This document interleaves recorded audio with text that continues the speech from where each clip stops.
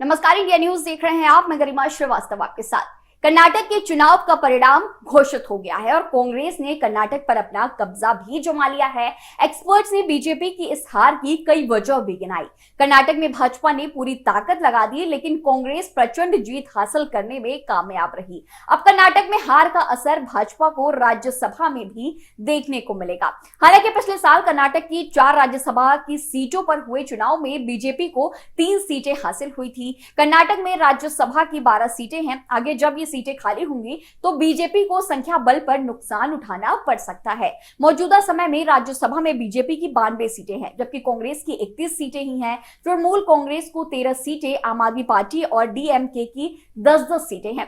कर्नाटक से उच्च सदन के 4 सदस्य अगले साल रिटायर होने वाले हैं। ऐसे में कांग्रेस को 3 सीटें फिर से मिल जाएंगी। 3 साल में पार्टी की पोजीशन भी राज्य की 12 सीटों में से 7 पर पहुंच जाएगी। अगर हम बात उच्च सदन की करें तो कर्नाटक में इस समय भाजपा के पास 6, कांग्रेस के पास 5 और जेडीएस के पास 1 सीट है। चुनाव में जेडीएस को तगड़ा झटका लगा है और अब 2026 में एचडी देवगौड़ा का कार्यकाल पूरा होने के बाद जेडीएस की उच्च सदन में पोजीशन 0 हो जाएगी।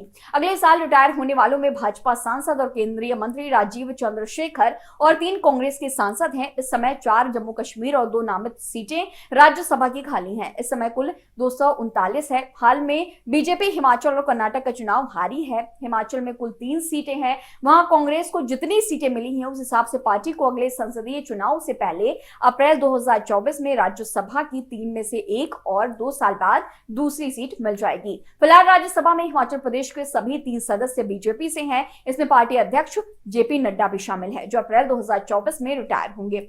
राज्य की तीसरी सीट का फैसला केवल अगली विधानसभा के द्वारा ही तय किया जाएगा, क्योंकि 2028 में वहां सीट खाली होगी।